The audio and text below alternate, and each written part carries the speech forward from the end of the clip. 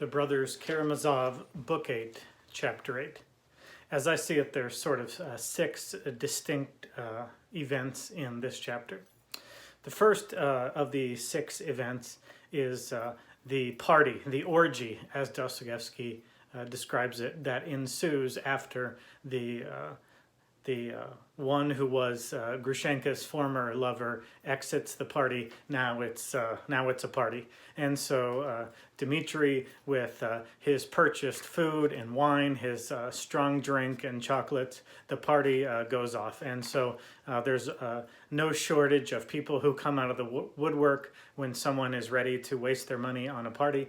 And so all these peasants are there eating chocolate and drinking Dmitri's champagne, and the men are drinking strong drink, and a party ensues. And so that's the first scene, is everyone really celebrating because of the events of the last chapter. Well, really just Dmitri celebrating. Grushenka seems a little bit more relieved than she does seem happy or joyful here at the beginning.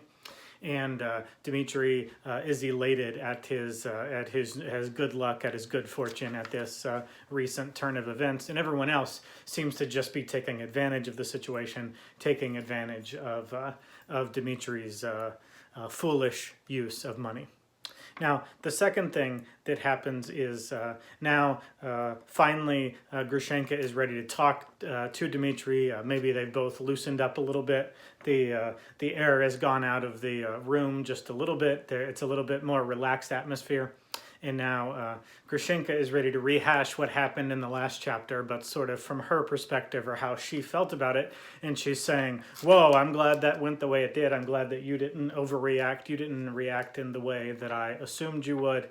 Whoa, what was that all about? And so as she's saying this, she's noticing that Dmitri looks a little bit more sad than he should. He should be all elation. He should be all happiness, based on what she knows, that he loves her and her alone, that he should just be happy. He should just be glad at what has happened. But instead, he looks a little bit sad, and he gives her a little bit of hint, and he says, I wish I could tell you about this this blood on my hands. And she says, what? What are you talking about? What blood on your hands? And Dmitri, of course, says, never mind.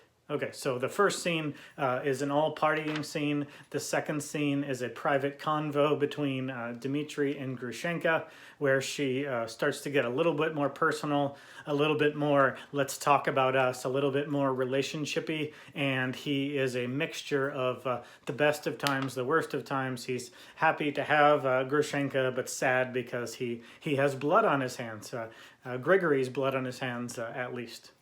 So those are the first two scenes. The third scene in this chapter, Dmitri excuses himself and goes out on the porch outside by himself to think and reflect a little bit.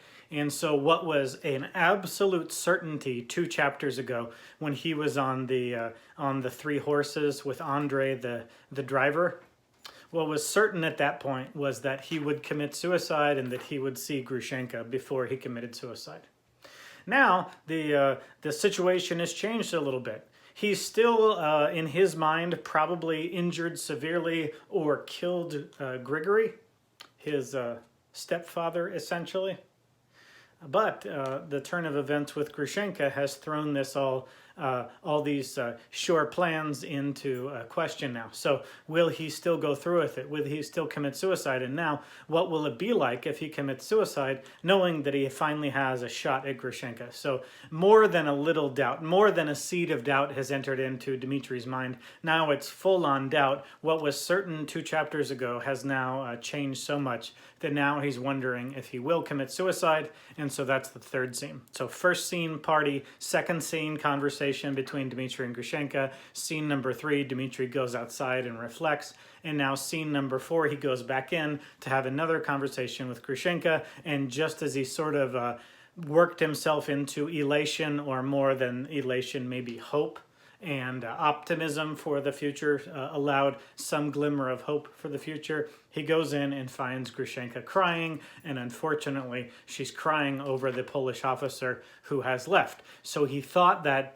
that ship had sailed, that case was closed, but no, here's Grushenka, and she's crying now. She's starting to walk it back a little bit. She's starting to regret a little bit of her decision to let him go that easily, and she's saying, no, no, no, I really do love him. No, I don't love him. And so she's crying, and she's confused, and she's a little bit like Dmitri. She's all over the place with her emotions. So what's the only rational decision to make at this point? Well, both Grushenka and Dmitri, they start the heavy drinking, and mysteriously, the very first drink that Dmitri takes makes him drunk, and so now Grushenka and Dmitri are saying all sorts of things.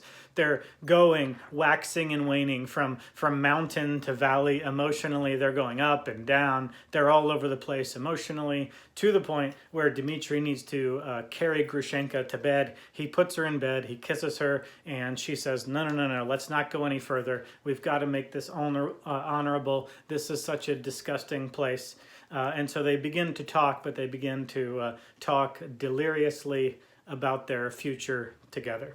And so that's the fourth scene.